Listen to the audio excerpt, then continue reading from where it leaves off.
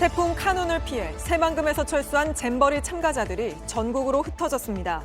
정부는 오는 금요일 K-팝 콘서트 때 참가자들을 다시 서울 월드컵 경기장에 모을 예정인데 이 무대에 BTS를 세워 준비 부족 사태를 만회하자는 주장이 여당에서 나와 논란이 되고 있습니다.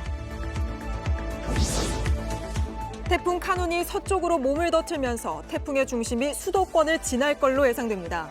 이렇게 되면 가장 위험하다는 태풍 오른쪽 반경에 전국이 뒤덮이게 됩니다. 역대 가장 피해가 컸던 2002년 루사와 닮은 꼴이 될 거란 관측도 나오는데 왜 그런지 분석해드립니다. SPC에서 또 노동자가 기계에 끼이는 사고가 났습니다. 이번엔 샤니 제빵 공장에서 일하던 50대 여성 노동자가 반죽기계에 끼어 크게 다쳤습니다. 지난해 20대 노동자가 사망하면서 대국민 사과를 하고 재발 방지를 약속했지만 끼임 사고는 반복되고 있습니다. 휴가철을 맞아 더위를 피하려는 사람들이 강원도 양양 해변에 모였습니다. 하지만 새벽까지 들려오는 음악 소리 때문에 주민들이 잠을 이루지 못하고 있다고 하는데요. 잠시 후 밀착 카메라에서 전해드리겠습니다. 시청자 여러분, JTBC 뉴스룸을 시작하겠습니다. 지난 일주일간 전 세계 부모들의 걱정거리였던 새만금 잼버리 야영장이 텅 비었습니다. 오늘 오전부터 참가자 3만 7천여 명이 텐트를 걷고 대학교 기숙사부터 공공기관 연수원, 기도원까지 숙박할 수 있는 곳을 찾아 전국으로 흩어진 겁니다. 이 과정에서 1,000대 넘는 버스가 기차처럼 꼬리에 꼬리를 물고 헬기와 경찰차 약 300대가 그 행렬을 에스코트하는 진풍경이 연출되기도 했습니다. 준비 부족에 태풍까지 덮친 잼버리. 정부는 아직 끝난 게 아니라며 체험 프로그램들을 급히 쏟아내고 있지만 100년 전통의 세계 청소년 야영 축제가 갑자기 한국 관광으로 막을 내리게 됐다는 지적은 어쩔 수 없어 보입니다. 그러다 보니 여당에선 군대 가 있는 방탄소년단 멤버들을 잼버리 K-팝 콘서트에 출연시켜 만회해보자는 아이디어까지 나왔지만 오히려 여론의 문매를 맞고 있습니다. 지금 야영지에선 아직도 이동 행렬이 이어지고 있다는데 먼저 정부가 총력 작전을 편 오늘 대이동 현장부터 최연수 기자가 보도합니다. 일주일간 묵었던 텐트를 철거합니다. 카트에 짐을 담아 끌고 갑니다.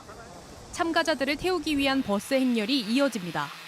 4년 만에 열린 잼버리 대회 사상 유례 없는 대이동이 시작됐습니다. 태풍이 올라오면서 조기 철수를 결정했기 때문입니다. 참가자 3만 7천여 명은 서울을 포함한 대전과 충북 등 8개의 시도로 흩어졌습니다. 숙소만 128곳입니다.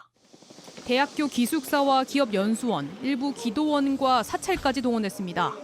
경찰 순찰차와 헬기도 동원됐습니다. 한꺼번에 수만 명이 빠져나가는 과정에서 혼란도 있었습니다. 일정이 늦어지면서 기다림은 길어졌습니다. 스승하고 통화할 때까지만 해도 전투 식량을 먹을 예정이다. 여기까지는 전달을 받았고. 버스에 탈 때까지 정확하게 어디로 가는지 뭘 하는지 전달받지 못했습니다. We are going to Seoul again, so it's very disappointing. We are waiting for, we are doing activities, and now we can't do anything right there. So only we are going to Seoul, and that's it. 떠나는 날까지 온열 증상을 호소하는 참가자도 있었습니다. 생각했던 그 잼버리에 그게 아니고 어떻게 우리를 이렇게 방치하는지 모르겠다. 저희를 버려둔 것 같아요. 행안부는 숙소 이동이 모두 완료되면 차질 없이 일정을 진행하겠다고 강조했습니다. 또 식사와 위생 상태도 확인하겠다고 했습니다. JTBC 최연수입니다. 바로 참가자들이 이동한 숙소 중 한 곳으로 가보겠습니다. 인천 송도 연세대 캠퍼스에 박지영 기자가 나가 있습니다. 자, 박 기자, 아직도 야영지에서 출발 못한 팀이 있던데 거기 머물기로 한 참가자들은 다 도착했습니까? 네, 저는 지금 인천 송도 연세대학교 국제캠퍼스 기숙사 앞에 있습니다. 이곳에는 2,000명 가까운 대원들이 머물게 될 예정입니다. 일단 벨기에에서 온 대원들이 1,200여 명으로 가장 많습니다.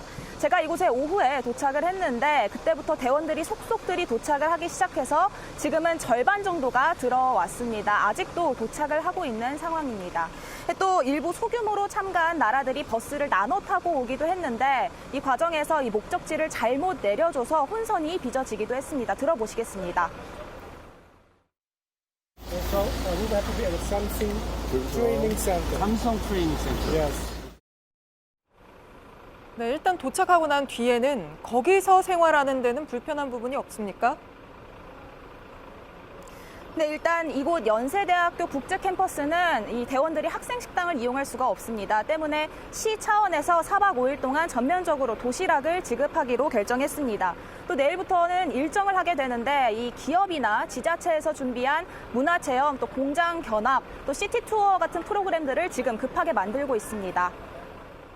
네, 사실상 반쪽 행사가 돼버렸는데 정부는 위기 대응 역량을 보여줬다며 자화자찬한다고요? 네, 김현숙 여성가족부 장관의 이야기인데요. 먼저 들어보시겠습니다. 오히려 지금 위기 대응을 통해서 대한민국의 역량을 전 세계에 보여주는 그런 시점이라고 생각하기 때문에 시작부터 준비가 부족했던 탓에 영국이나 미국은 일찍 야영장을 떠나기도 했지 않습니까? 또 태풍까지 겹치며 사실상 이 조기 전면 철수 반쪽짜리 행사가 되어버린 건데 이 상황에서 부적절한 발언이라는 지적이 이어지고 있습니다. 네, 그리고 지금은 모두 뿔뿔이 흩어져 있지만 또 퇴영식이 있는 금요일에 K-팝 콘서트가 열리면 또다시 다 모여야 하는 거죠? 그것도 보통 일은 아닐 것 같은데요. 네, 맞습니다. 이 정부는 빌려놓은 1000여 대의 버스로 잼버리의 모든 인원들을 이 콘서트가 열리는 서울 상암동의 월드컵 경기장으로 이동시키겠다고 밝혔습니다. 하지만 4만 명이 넘는 인원이 한꺼번에 이동하고 또 한 곳으로 모이게 되기 때문에 안전에도 유의할 필요가 있어 보입니다. 네, 알겠습니다. 박지영 기자가 현장에서 전해드렸습니다. 네, 그런데 이 K-팝 콘서트에 군대가 있는 방탄소년단 멤버들을 세워 떨어진 국격을 올리자는 주장이 여당에서 나왔습니다. 실제 정부도 소속사와 협의 중인 것으로 알려졌습니다. 잼버리 참가 청소년들이 K-팝 콘서트에 갖는 기대가 큰 만큼 정부도 콘서트가 성황리에 마무리되면 만회할 수 있다고 기대를 거는 듯한데 행사는 정부가 망쳐놓고 왜 뒷수습을 가수들에게 떠미냐는 비판이 거셉니다. 정재우 기자입니다. K-팝 공연장이 새만금에서 전주를 거쳐 서울 월드컵 경기장으로 바뀌었습니다. 공연 뒤엔 이곳에서 폐영식도 진행합니다. 6만 6천 명을 수용할 수 있고 이동도 편하다는 게 정부의 설명입니다. 하지만 콘서트 출연자들은 여전히 확정되지 않았습니다. 여당에선 군에 있는 BTS 멤버들을 무대에 세우자는 목소리까지 나왔습니다. 성일종 국민의힘 의원은 추락한 국격을 문화의 힘으로 채워줘야 한다며 BTS가 참여할 수 있도록 모든 조치를 취해달라고 국방부에 요청했습니다. 국방부는 협의만 되면 가능하다는 입장입니다. 그건 뭐 관련 부처 그리고 또 해당 연예인들의 소속사하고 같이 논의해야 될 사안으로 생각합니다. 국방부 관계자는 JTBC에 일반병으로 복무 중이어도 본인이나 소속사의 의사에 따라 행사를 지원한 사례가 있다고 밝혔습니다. 신병교육대에서 조교로 복무 중인 진과 제이홉을 보직과 무관하게 참가시킬 수 있다는 얘기입니다. 팬덤인 아미의 반응은 싸늘합니다. 온라인 커뮤니티 등에는 잼버리 행사를 망친 것도 모자라 유명 가수들을 압박까지 하냐는 비판이 이어졌고 뒷수습을 왜 가수에게 시키느냐, 방탄소년단이 국가공무원이냐는 목소리도 나왔습니다. 현재 정부는 소속사 하이브와 이들의 출연 여부를 협의 중인 것으로 알려졌습니다. JTBC 정재우입니다.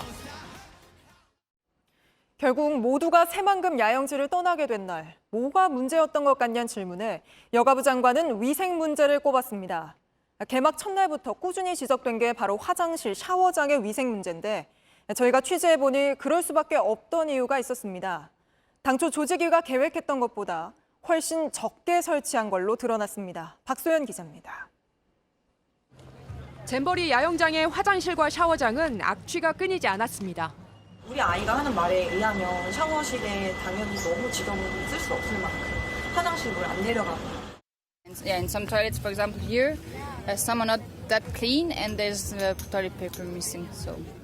우리 정부도 비위생적인 환경을 인정하며 오늘 사과했습니다. 가장 크게 세계연맹에서 제시했던 부분은 위생 문제였던 것 같습니다. 그래서 화장실 위생이나 청결 문제 이런 부분에서 좀 부족한 점이 있었던 게 아닌가. 문제가 심각할 수밖에 없었던 이유가 있었습니다. 취재진이 입수한 잼버리 사업계획서입니다. 참가자 10명당 1개씩 샤워장을 설치하기로 했습니다. 계획대로라면 3,700여 개를 설치해야 합니다. 하지만 실제로 설치된 건 2,200여 개, 계획의 약 60%만 마련한 겁니다. 화장실도 턱없이 부족했습니다. 여성 20명당 하나, 남성 30명당 하나씩 설치하겠다고 했습니다. 하지만 실제로는 70%밖에 설치하지 않은 걸로 드러났습니다. 여야는 잼버리 대회 예산이 제대로 운영됐는지 따져 묻겠다고 했습니다. 일각에선 대회가 끝난 뒤 관련 부처에 대한 감찰과 감사가 진행될 거란 전망이 나왔습니다. JTBC 박소연입니다. 잼버리 조직위원회에는 위원장만 5명이나 있습니다. 여러 기관이 힘을 합쳐 성공적인 대회로 만들자는 거였는데 실상은 달랐습니다. 저희가 취재해보니 5명 모두 모이기로 한 건 딱 한 번뿐이었는데 그 자리에서도 폭염 예산을 놓고 고성이 오가며 그냥 끝나버린 걸로 파악됐습니다. 김한수 기자가 취재했습니다. 지난 6월 16일 서울 정부청사에서 긴급회의가 열렸습니다. 김현숙 여성가족부 장관을 포함한 잼버리 조직위 공동위원장 등 관계자 20명가량이 참석했습니다. 폭염이나 뭐나 이런 예기치 못한 사건들 이런 거 대비 예비비를 편성해달라고 그랬죠. 여성가족부 장관들 수차례 어필을 했었죠. 오늘 질환자를 위한 야전 침대 구입과 비상시를 대비한 예산 35억 원을 늘리는 게 안건이었습니다. 꼭 필요하냐. 이게 국빈데 왜 앞으로 쓰려고 그러냐. 이때부터 회의 분위기는 얼어붙었습니다. 한 회의 참석자가 안전 예산을 이렇게 깎으면 책임질 수 있냐고 묻자 김현숙 장관은 지금 싸우자는 거냐고 받아친 것으로 전해졌습니다. 갑자기 예비 대법을 지출하는 걸 보면서 화가 났는데 그때 당시 분위기는 지원해줄 돈이 거의 없다. 여가부는 예산이 아닌 침수 대책을 주로 논의했으며 언성을 높인 게 아니라 단정적인 말투 때문에 생긴 오해라고 밝혔습니다. 잼버리 최고 책임자인 공동위원장 5명이 모두 모이기로 한 회의는 이때가 처음이자 마지막이었습니다. JTBC 김한수입니다. 다음 소식입니다. 태풍 카누는 세력은 강한데 천천히 움직이는 마치 덩치 큰 거북이처럼 이동하며 강한 비바람을 몰고 올 걸로 보입니다. 모레 남해안에 상륙할 것으로 보이는데 경로가 서쪽으로 틀어지면서 태풍의 중심이 수도권을 곧장 지나갈 걸로 보입니다. 먼저 황예린 기자입니다.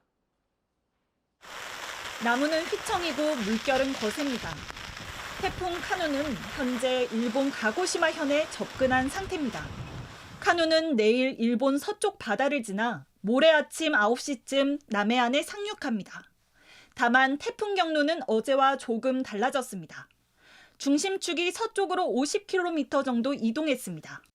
태풍의 우측에서 확장하는 북태평양 고기압의 가장자리 강도에 따라서 서쪽으로 진행하는 경향을 보였고 현재 위치에서 크게 변동 사항은 없을 것으로 보입니다. 이렇게 되면 카누의 중심이 정확히 수도권을 지나게 됩니다. 태풍 주변 바람은 반시계 방향으로 부는데 중심 오른쪽이 왼쪽보다 강합니다. 이 때문에 한반도 내륙에 더 큰 영향을 끼칠 수도 있습니다. 카누 내 강풍 반경이 350km에 이르고 있기 때문에 안전한 지역은 없다는 게 기상청의 설명입니다. 이에 따라 기상청은 내일 오후 제주도와 남해 지방을 시작으로 태풍특보를 발효할 예정입니다. 남해 지역 중심으로 순간 최대 초속 40m의 강풍이 불 걸로 예상됩니다. 많은 비도 내릴 전망입니다. 내일부터 사흘간 강원 영동엔 600mm 이상까지, 수도권과 강원 영서 충북엔 80에서 120mm 이상 비가 내리겠습니다. 한편 오늘 오전 일본 남쪽에서 제7호 태풍 란이 발생했는데 우리나라에 영향을 줄지는 아직 불확실한 상황입니다. JTBC 황예린입니다. 보신 것처럼 느리고 강한 태풍 카누는 2002년 우리나라를 관통한 태풍 루사와 닮았습니다. 당시 하루 870mm 넘는 물폭탄이 쏟아지며 피해가 컸던 만큼 철저한 대비가 필요합니다. 강나현 기자가 설명해 드립니다. 태풍 카누는 시속 10에서 20km로 북상하고 있습니다. 사람이 가볍게 뛰는 정도입니다. 보통 우리나라에 다가오는 태풍이 시속 30km 이상인 점을 감안하면 상당히 느린 속도입니다. 카눈을 느림보로 만든 요인 가운데 하나는 우리나라 주변 기압 상황입니다. 현재 한반도 주변은 좌우 고기압을 비롯해 주변 기압계가 마치 말 안장처럼 둘러싸고 있는데요. 이 상태에선 바람이 강하게 불지 않습니다. 이 때문에 어떤 바람도 타지 않고 천천히 이동하는 겁니다. 여기에 뜨거운 바닷물은 카눈이 힘을 잃지 않게 계속 에너지를 실어줍니다. 덩치 큰 힘센 거북이. 이런 카눈은 2002년 우리나라를 관통했던 태풍 루사와 속도가 비슷합니다. 당시 시속 15km로 천천히 움직이면서 강릉에 하루에만 870mm가 넘는 물폭탄을 뿌렸고요. 재산으로만 따지면 5조 넘는 피해가 발생해 역대 1위를 기록했습니다. 다만 속도가 비슷하다고 해서 피해 규모를 단순 비교할 순 없습니다. 기상청은 20여 년 전과 지금을 비교하면 방제 인프라 수준의 차이가 있다고 설명했습니다. 그래도 전국에 폭우와 강풍이 예상되는 만큼 각별한 대비가 필요하겠습니다. JTBC 강나현입니다. 태풍이 다가온다는 소식에 이미 집중호우로 피해를 입은 지역들은 걱정이 큽니다. 피해 수습도 제대로 못한 상황에서 태풍을 맞게 된 정북 예천과 충북 오송을 윤두열, 정영재 기자가 차례로 둘러봤습니다. 집도 축사도 무너진 그대로입니다. 폭우에 산사태가 나고 3주. 길에 쏟아진 흙과 돌을 치우기도 시간과 일손이 부족했습니다. 막혀있던 물길도 어제야 뚫었습니다. 이제부턴 집과 축사를 고쳐볼까 했는데 또 태풍이 온다고 합니다. 잠도 안 오겠죠. 잠이고 뭐고 지금 사는 게 아니지. 마을 주민들 모인 곳마다 태풍 걱정입니다. 해발 곱게 넘어가가지고 농작물 더 이상 피해 안 줬으면 좋겠어요. 이번에는 불안해서 집에 못 있을 것 같습니다. 미리 몸을 피하고 싶은 주민들을 위해 마을 회관에는 텐트를 쳐놨습니다. 뭐 이 모양 되는데 또 비 오고 또 내려오면 뭐가 돼? 뭐 해야 되고. 다른 마을도 사정은 비슷합니다. 아직도 곳곳엔 커다란 바위들이 쌓여 있습니다. 집안은 겨우 다시 다져놨지만 갑자기 비가 쏟아지자 심장이 덜컥 내려앉습니다. 또 비 오네. 비가 올게 막한 놀래가지고 막한 또 이리 와야 돼요 전부 다. 산사태로 떠내려온 토사와 나무가 가득 쌓인 곳 맞은편엔 이렇게 임시주택 단지를 만들어놨습니다. 갈 곳 없는 주민들이 들어와야 하지만 지금처럼 비가 내리거나 태풍 소식이 들릴 때마다 주민들은 잠 못 드는 밤을 맞을 수밖에 없습니다. 지난 장마 때 큰 피해를 입었던 충북 오송 주민들도 불안하긴 마찬가지입니다. 제가 올라와 있는 곳이 당시에 무너졌던 미호강 임시제방인데요. 태풍 카눈이 올라온다는 소식에 다리 바로 아래까지 포대를 쌓아 올렸습니다. 하지만 태풍을 견뎌낼지 영 믿업지 않습니다. 제일 1번이 그거죠. 제방이요. 그래서 임시방편 뭐 마대자로 해서 쌓아놨는데 또 만약에 비가 뭐 300, 500 와가지고 또 몰아친다면 그거 분명히 또 파괴됩니다. 그거. 제방이 무너지는 바람에 70여 명이 집을 잃었습니다. 아직도 집에 돌아가지 못했습니다. 장판을 다 뜯어내고 선풍기를 돌립니다. 가구는 펼쳐 말린다 해도 다 번져버린 사진들은 어쩔 도리가 없습니다. 치명적인 이 마음의 상처, 정신적인 상처, 육체적인 상처를 줬기 때문에 여기 들어올 때마다 마음이 참 답답해. 다른 집도 마찬가지입니다. 벽에 검은 곰팡이가 한가득 피었습니다. 멀쩡해 보여 남겨둔 피아노에도 곰팡이가 무성합니다. 곳곳이 다 썩어 새로 지어야 할 수준인데 엄두가 나지 않습니다. 곰팡이 앓고 살아야죠. 아니면 뭐 완전히 집을 다시 개축하는 수준으로 해야 되는데 그러기엔 너무 경제적으로 부담이 되고. 폭우가 남긴 상처가 아물기도 전 찾아오는 태풍이 야속하기만 합니다. JTBC 정영재입니다. 이번에는 우리에 앞서 카눈의 영향권에 들어가는 일본 규슈를 연결해 보겠습니다. 가고시마에 김현애 특파원이 나가 있습니다. 김 특파원, 그곳은 비가 꽤 많이 오고 있는 것 같은데 현재 피난령까지 내려졌다고 하죠? 네, 저는 지금 가고시마시 상점가에 나와 있습니다. 태풍 피해를 막기 위해 박스와 테이프로 문을 꼭꼭 막아놓은 상태입니다. 가게 문 앞엔 태풍으로 임시 휴업을 알리는 안내문이 붙어 있기도 합니다. 지금 8시가 조금 넘은 시간인데 늦지 않은 시간인데도 불구하고 행인이나 차량이 별로 눈에 띄지 않고 있는 상황입니다. 가고시마시는 오늘 오후 4시경 이 지역 일대에 대피령을 발령하기도 했습니다. 카눈은 현재 가고시마현 남단에 있는 야쿠시마에서 약 90km 떨어진 해상에 있습니다. 오전까지는 이곳도 화창했는데요. 오후부터 이곳에 강한 비바람이 불기 시작했습니다. 카누는 시속 15km 속도로 서서히 움직이고 있는데 내일 아침까지 규슈 남부 지역에 최대 400mm에 달하는 강한 비를 뿌릴 걸로 전망되고 있습니다. 네, 기시다 총리도 규슈 방문 일정을 취소했다고 하고 또 그 정도로 비상 상황인 것 같은데 현재 어떻게 대비를 하고 있나요? 네, 제가 오늘 가고시마시 일대를 둘러봤는데요. 뱃길은 모두 막혀 결항된 상태였습니다. 대형 쇼핑몰은 일찌감치 문을 닫았습니다. 또 상점 앞에는 침수 피해를 막기 위해 모래주머니를 쌓아놓는 모습이 눈에 띄기도 했습니다. 또 특히 시내 곳곳에 문 닫은 주유소들이 많았는데요. 이곳은 배로 휘발유를 실어 나르는데 카눈이 오래 머물면서 배가 뜨지 못하자 문을 닫게 된 겁니다. 이 때문에 문을 연 곳엔 차량이 줄을 길게 늘어서기도 했는데 살 수 있는 양도 1인당 우리 돈 약 2만 원 정도로 제한되기도 했습니다. 또 편의점 삼각김밥 매대는 거의 텅 빈 상태이기도 했습니다. 카눈이 지나가는 이번 금요일까지 일본엔 비상 상황이 이어질 전망입니다. 네, 일본 가고시마에서 김현애 특파원이었습니다. SPC그룹 계열사 샤니빵 공장에서 50대 여성 노동자가 또 기계에 끼었습니다.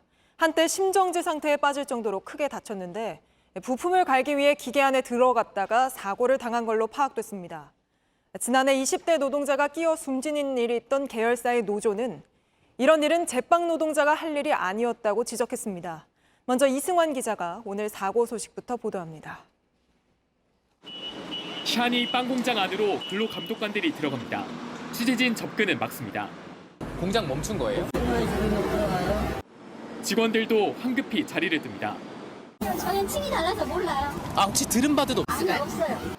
오늘 오후 50대 여성 노동자 고모 씨가 기계에 끼어 크게 다쳤습니다.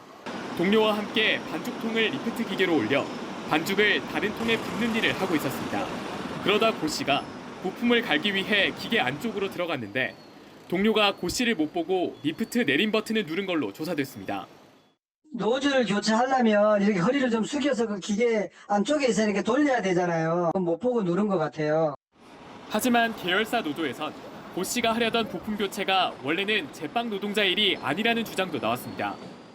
이제 SPL은 안전 커버를 해놨거든요. 철망으로. 노즐 교체나 이런 거는 공무팀에 와서 해야지. 작업자들이 그걸 하면은 문제가 있죠. 심정지 상태로 병원에 옮겨진 고 씨는 맥박을 회복하고 응급수술을 받았습니다. JTBC 이승환입니다.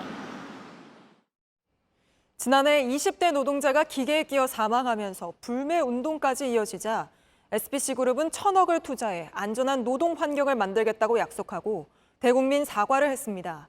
그런데 이렇게 회장이 직접 고개를 숙인 뒤에도 10달 사이 샤니 성남 공장에서만 오늘까지 3차례나 끼임 사고가 났습니다. 이어서 공다솜 기자입니다. 뼈를 깎는 노력으로 안전관리 강화를 물론 인간적인 존중과 배려의 문화를 정착시키고 신뢰받는 기업으로 10달 전 20대 여성 노동자가 끼임 사고로 사망하자 SPC는 회장이 직접 나서 대국민 사과를 했습니다. 사내외 인사로 구성된 안전경영위원회를 만들고 안전한 노동 환경을 위해 1,000억 원을 투자하기로 했습니다. 하지만 그 이후 성남 샤니 제빵 공장에서만 오늘 사고를 포함해 3차례의 끼임 사고가 났습니다. 손가락이 절단되고 부러진 사고였습니다. 안전경영위원회는 그동안의 사고 원인으로 지목된 12시간 맞교대 같은 장시간 노동을 개선할 방안은 아직 찾지 못한 것으로 전해졌습니다. 사측과 현장의 의견 차이를 좁히지 못한 겁니다. 노동단체들은 노동시간뿐만 아니라 빠른 속도를 요구하는 관행도 사고를 부르는 원인이라고 지적합니다. 작업자들이 이 안전을 확보할 시간이 있으면 끼임 사고는 당연히 안 나는 거겠죠. 다 속도 때문에 나는 거죠. JTBC 공다소입니다. 수색 작업에 투입됐다 숨진 고 최수근 상병 사건을 조사한 해병대 수사단장이 사단장의 과실치사 혐의가 있다는 결론을 내린 뒤 해임됐다는 소식 앞서 전해드렸습니다. 지시를 어기고 항명했다는 이유였는데 JTBC 취재 결과 군 검찰은 기밀 유출과 직권남용 혐의까지 추가하며 수사단장에게 책임을 물으려는 것으로 확인됐습니다. 김민관 기자가 취재했습니다. 해병대 수사단장 A대령이 항명 혐의로 보직 해임됐습니다. 국방부 장관이 고 최수근 상병 사건 수사 결과를 경찰에 넘기지 말라고 지시했지만 이 명령을 어겼다는 겁니다. A 대령이 경찰에 넘긴 자료엔 해병대 1사단장의 과실치사 혐의가 적시돼 있었습니다. 이 때문에 국방부가 A 대령을 보직해임해 사건을 축소하려는 게 아니냐는 의혹이 제기됐습니다. 그런데 JTBC 취재 결과 군검찰이 최근 A 대령에게 직권남용 혐의를 추가 적용한 것으로 파악됐습니다. A 대령이 자신이 책임질 테니 수사 결과를 경찰로 넘기라고 지시했다는 부하의 진술을 확보한 뒤 이걸 바탕으로 A 대령이 장관의 지시를 알고도 무시했다며 직권남용 혐의를 추가한 겁니다. 군검찰은 또 경찰에 넘어간 수사 자료가 군사기밀에 해당된다며 군사기밀보호법 위반 혐의도 적용하기로 했습니다. 하지만 A 대령 측은 수사 결과를 경찰에 넘기라는 장관의 지시만 있었고 그걸 번복하는 지시는 받은 바 없다며 항명 자체가 성립되지 않는다고 주장하고 있습니다. 이 때문에 군 안팎에선 A 대령 처벌이 항명 혐의만으론 부족하다고 보고 다른 혐의를 추가하는 게 아니냐는 지적도 나옵니다. JTBC 김민관입니다. 쌍방울 대북 송금을 이재명 민주당 대표에게 보고했다는 이화영 전 경기부지사의 진술을 두고 오늘 법정에서 또 설전이 벌어졌습니다. 변호인은 진술이 강압 때문이라고 주장했는데 정작 이 전 부지사는 사실이 아니라고 반박했습니다. 의뢰인과 변호인이 부딪히는 이례적인 상황입니다. 박현주 기자가 보도합니다. 이재명 민주당 대표의 측근 이화영 전 경기부지사는 불법 대북 송금 혐의 등으로 재판받고 있습니다. 지난 2019년 쌍방울은 북한에 800만 달러, 우리 돈으로 약 100억 원을 보냈습니다. 이 가운데 40억 원이 이재명 대표 방북 비용으로 의심받고 있습니다. 이 전 부지사는 최근 쌍방울이 방북 비용을 대신 내주기로 했고 이 대표에게 보고했었다고 진술했습니다. 오늘 재판에서 이 전 부지사 변호인은 이 전 부지사의 이런 진술을 전면 부인하겠다고 밝혔습니다. 진술이 검찰의 협박 때문에 나온 강제 자백이라는 의견서를 제출했습니다. 검찰과 설전이 시작됐습니다. 검찰은 증거에 부동의하라는 미션을 받고 온 것 아니냐고 했습니다. 의뢰인이 아니라 이재명 대표 측 입장을 반영한 것 아니냐는 겁니다. 이 변호인은 이 대표의 선거법 위반 사건 상고심을 맡았습니다. 그러자 변호인은 훈계하지 말라고 맞받았고 이 와중에 고성이 오가기도 했습니다. 그런 뒤 돌연 사임했습니다. 이 전 부지사는 변호인이 제출한 서류를 본 적도 없고 처음 듣는 얘기라고 선을 그었습니다. 지난달 25일 이례적인 재판정 부부싸움에 이어 오늘 의뢰인과 변호인 사이 마찰로 재판은 또 미뤄졌습니다. 오는 22일 이 전 부지사는 대북 송금 관련 증언을 합니다. JTBC 박현주입니다. 민주당 이재명 대표를 상대로 폭발물 테러를 하겠다고 협박하는 이메일이 서울시 공무원 등에게 발송돼 경찰이 수사에 나섰습니다. 민주당은 경찰청에 이재명 대표에 대한 일본인의 테러 협박 내용이 접수됐다고 밝혔습니다. 이메일에는 이 대표를 살해하지 않으면 서울시의 한 도서관에 설치한 시한폭탄을 터뜨리겠다는 내용이 담긴 것으로 전해졌습니다. 경찰은 국회에 특공대 폭발물 처리반을 투입해 탐지 작업을 벌였습니다. 서울지방변호사회 김정욱 회장이 운전기사에게 갑질을 했다는 JTBC 보도와 관련해 고용노동청이 갑질이 맞다고 결론 내렸고 검찰도 수사에 들어간 것으로 확인됐습니다. 그런데도 피해를 입은 운전기사는 지하 경비실로 쫓겨났다고 합니다. 이서준 기자입니다. 밤 늦은 시간에 차가 서 있습니다. 서울지방변호사회 김정욱 회장을 기다리는 차입니다. 전 운전기사 A씨는 이렇게 밤이나 새벽까지 일했지만 수당도 제대로 못 받고 개인적인 심부름까지 했다고 말했습니다. 회장이 바로 지시를 했고요. 산부인과도 같이 가고 캐리어 2개, 꽃바구니, 과일바구니 이런 거 같이 옮겼습니다. JTBC 보도 이후 고용노동청이 조사에 들어갔습니다.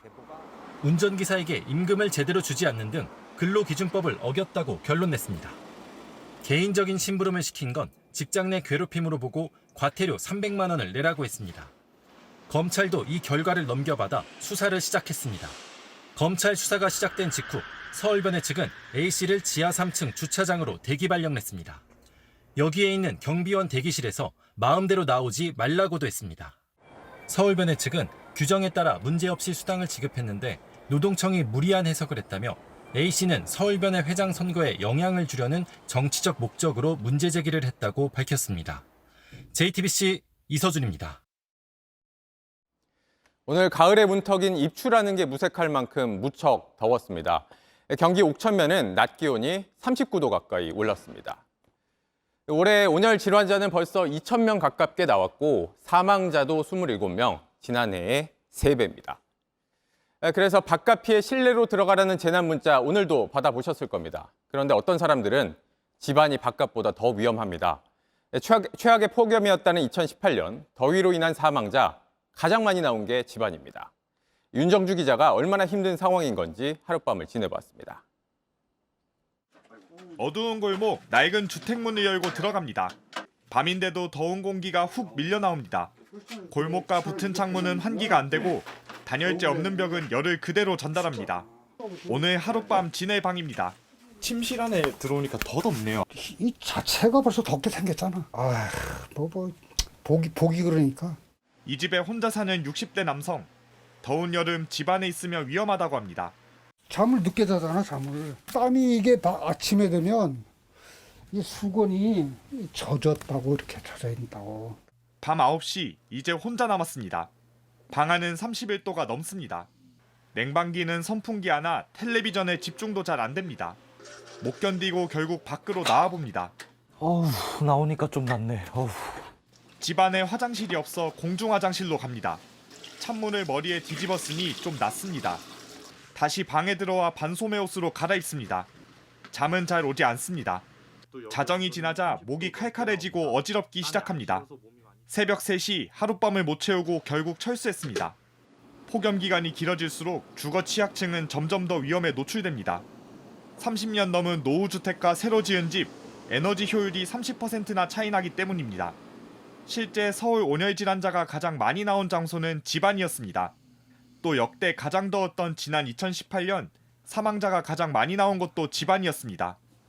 낡고 좁은 집을 떠나 들어간 신축 오피스텔, 단열재와 강화 유리창이 열기를 막아줍니다. 냉방기를 틀지 않아도 실내 온도는 27도로 훨씬 낮습니다. 폭염은 모두에게 평등하지 않습니다. JTBC 윤정주입니다. 이렇게 폭염이 계속되면 119 구급대도 바빠집니다. 더위 때문에 환자가 생겼다는 신고가 하루 종일 끊이지 않고 들어오기 때문입니다. 최하은 기자가 구급대원들과 함께 현장을 취재했습니다.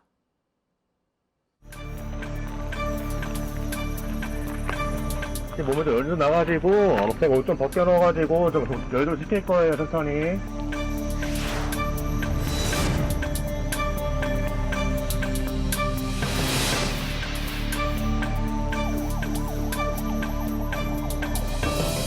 폭염 경보가 내려졌다는 재난안전 문자입니다. 한낮 기온이 35도까지 오르면서 119 구급대도 비상인데요.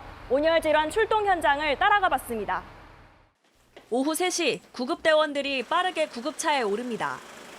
길 위에서 발견된 50대 여성을 응급실로 옮깁니다. 체온은 섭씨 39도가 넘었습니다.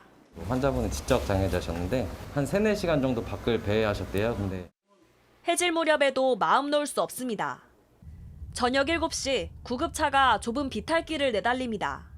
좁고 더운 곳에서 일하던 60대 남성이 쓰러진 겁니다. 목격자가 침착하게 응급처치를 한 덕에 의식을 되찾았습니다.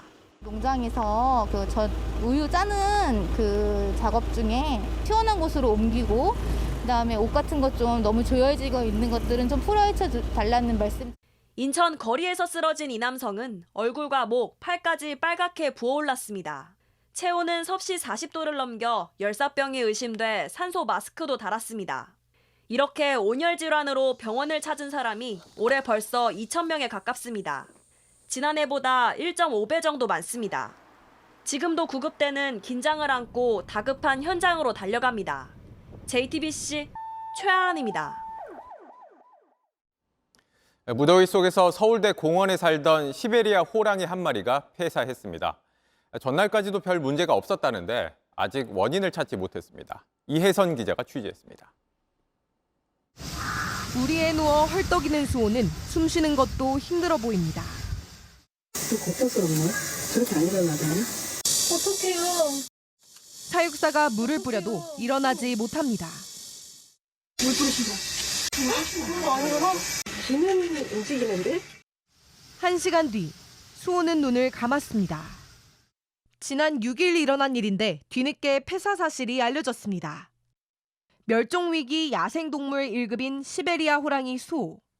2013년 서울대공원에서 태어났습니다. 선호, 수호, 미호, 3남매 중 둘째였습니다. 팬이 많았습니다. 세상을 떠나는 날에도 꾸준히 수호를 보러 오던 시민이 먼저 이상한 점을 눈치챘습니다. 근데 수호가 원래 움직이면서 자요. 그날은 계속 거기서 자더라고요.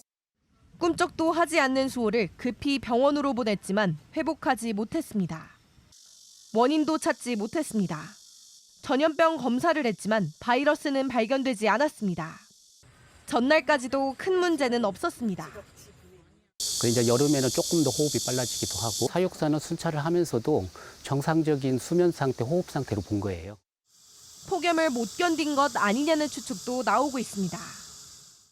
더위에 체력이 떨어진 것만은 분명하죠. 열사병의 가능성, 물론 완전히 배제하기는 어렵지만은 다른 원인도 좀 찾아봐야 되죠. 대공원 측은 방사장 안에 그늘막과 물 웅덩이가 있어 충분히 더위를 피할 수 있었다고 설명했습니다. 수호가 떠난 이유를 찾기 위해 곧 외부 기관이 조사를 시작합니다. JTBC 이혜선입니다. 다음 이슈는 기름값 관련 소식입니다. 1년 전 주유소 가기 겁난다는 때가 있었습니다. 휘발유 경유 평균가 리터당 2,000원이 넘었죠. 우크라이나 전쟁 여파로 공급이 뚝 떨어진 탓이었습니다. 싼 주유소 찾고 몇만 원씩 끊어 주유했다는 분들 많았습니다. 그래도 올해 들어선 분위기가 괜찮았습니다. 국제 유가가 안정세 찾으면서 그래프가 쭉 내려와서 이렇게 6월 경유 가격이 1,300원대로 내려왔습니다. 물가 계속 올라 부담이었는데 기름값이 숨통 트이게 해줬죠. 그런데 요즘 또 심상치 않습니다. 경유 가격이 1,500원을 넘었는데 문제는 더 오를 수 있다는 전망이 나온다는 겁니다. 김도훈 기자가 자세히 설명드립니다. 1톤짜리 용달차를 모는 문경택 씨는 요즘 부쩍 오른 기름값이 걱정입니다. 5만 원이요? 주유소에서 5만 원어치를 넣었더니 32리터가 들어갑니다. 아니요, 더 들어가야 돼요. 지금 이게 풀이 아닙니다. 5만 원을 넣어도 한 문금 정도 더 많이 들어갔습니다. 물건을 배달해주고 받는 비용은 한 건에 3만 원 선이라 기름값이 오르면 수입은 그만큼 줄 수밖에 없습니다. 100원, 200원씩 기름값이 올림으로써 저희들이 참 고민입니다. 기름값이 올라도 저희들이 운송비를 올려받을 수가 없습니다. 오늘 전국 주유소 평균 경유값은 1,527.5원이었습니다. 석 달 만에 리터당 1,500원대를 넘긴 건데 최근 한 달 새 150원이나 뛰면서 상승세가 가팔라지고 있습니다. 이렇게 주유소 기름값이 오른 건 국제유가가 오르고 있기 때문입니다. 미국 서부 텍사스산 원유는 배럴당 81.94달러에 거래돼 한 달 전보다 10.9% 뛰었습니다. 코로나 봉쇄 해제로 이동이 많아지면서 기름 수요가 늘었지만 산유국들이 가격 관리 차원에서 생산량을 줄였기 때문입니다. 이 하반기로 갈수록 수요가 증가한다면 이러한 유가 상승에 대한 그 속도와 폭은 더 가팔려질 수 있을 것으로 우려하고 있습니다. 프랑스계 투자은행인 소시에테 제네랄은 배럴당 100달러까지 오를 수 있다는 전망을 내놓기도 했습니다. 이러자 정부도 물가 관리를 놓고 고민이 깊습니다. 전체 물가 상승률이 2%대로 둔화된 건 기름값이 내려간 효과가 컸는데 다시 오르면 전체 물가도 다시 불안해질 수 있습니다. 이 때문에 정부는 이달 중순 끝낼 예정이던 유류세 인하 조치를 연장하거나 인하폭을 약간만 줄일 수 있다는 전망도 나옵니다. 기획재정부는 이달 중순 유류세 인하 종료 여부를 결정할 방침입니다. JTBC 김도훈입니다.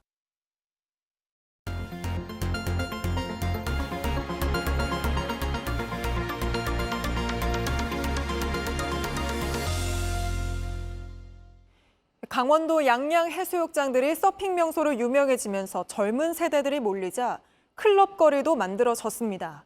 그런데 클럽에서 밤새 시끄러운 음악 소리가 그치지 않는데 그 소리가 헬리콥터 소음과 맞먹을 정도로 크다고 합니다. 경찰과 지자체가 서로 책임을 떠넘기는 사이 애꿎은 주민들만 밤잠을 이루지 못하고 있는데 밀착 카메라 한민정 기자가 가봤습니다. 서핑 명소로 알려진 강원도 양양의 한 해변에 나와 있습니다. 새벽까지 음악 소리가 크게 들리고 도로로도 사람들이 많이 몰린다고 하는데요. 제가 직접 가보겠습니다. 2030 세대에게 이른바 핫플로 알려진 곳입니다. 수영장에서 물놀이도 하고 노래에 맞춰 춤도 춥니다. 밤이 되자 이곳은 거대한 클럽 거리로 변했습니다. 지금 제 뒤를 보시면 큰 소리로 노래를 부르거나 또 춤을 추는 사람들이 있는데요. 바로 옆에도 클럽에 들어가기 위해서 긴 줄이 늘어서 있습니다. 원래 여기는 2차선 도로인데 지금 인파 때문에 꽉 막혀 있습니다. 주민들은 밤잠을 설칩니다. 제 아들이 아침에 5시까지 맨날 일쳐요. 씻을 데도 없어 깨나. 지금 시간 4정이 넘었습니다. 그런데 바로 옆을 보시면 주민들이 살고 있는 집인데요.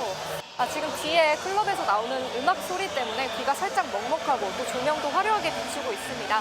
저희가 뚫려 있다 보니까 소리가 그대로 전해지고 있는데요. 지금 소음 측정기로 한번 재보니까 헬리콥터 소리와 맞먹는 100데시벨에 가까이 나왔습니다. 규정상 밤엔 60데시벨이 넘으면 안 됩니다. 방에 있어도 시끄러운데 시끄럽다고 잘 안 해. 방을 쳐놓고.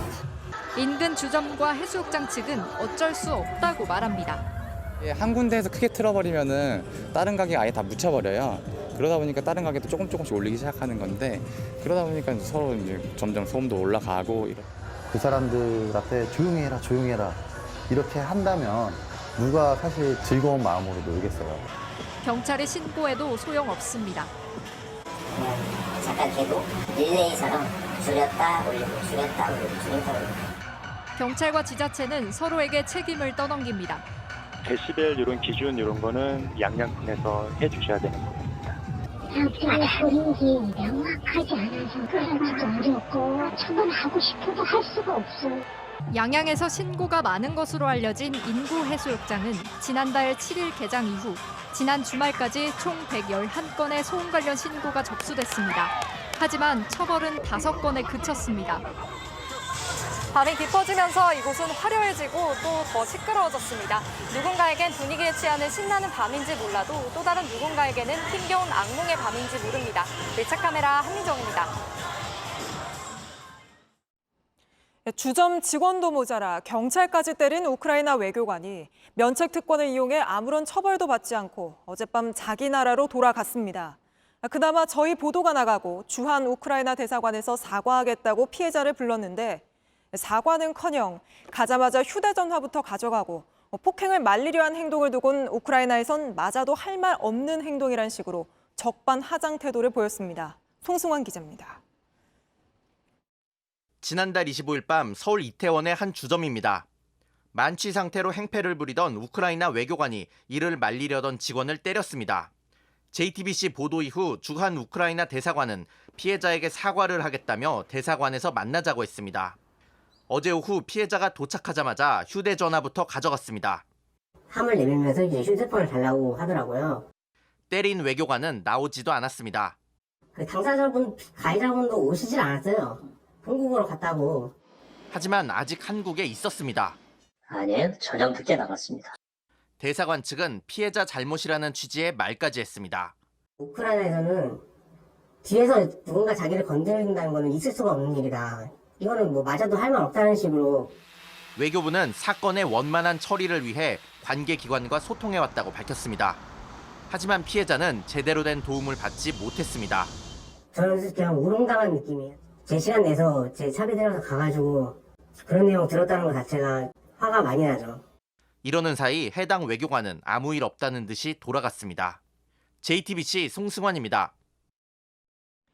지금 우리나라도 태풍 카눈이 올라오고 있어 걱정인데 미국에선 초강력 토네이도가 동부를 휩쓸었습니다.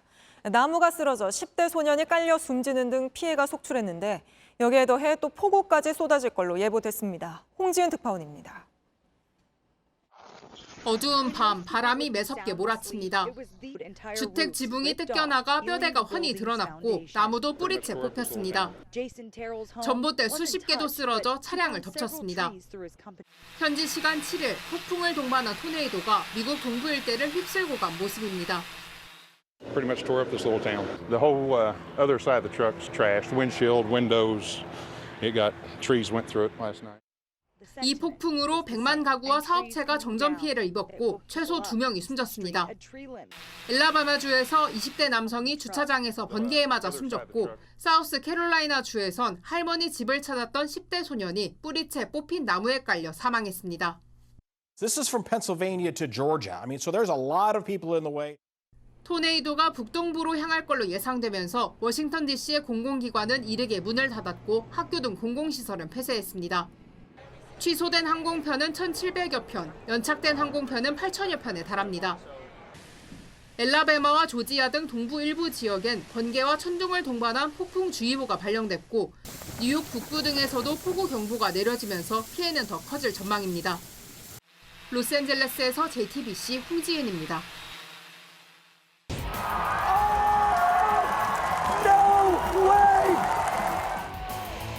손을 떼고도 공중에서 각분이 돌고 720도 회전까지 성공합니다. 사이클링에서 이런 묘기가 필요한 종목, 바로 프리스타일인데요. 기적 같은 장면들을 만들어낸 뒤 영국의 라일리는 준비한 모든 걸 완벽하게 했다며 만족했고 자신의 예상대로 금메달을 목에 걸었습니다.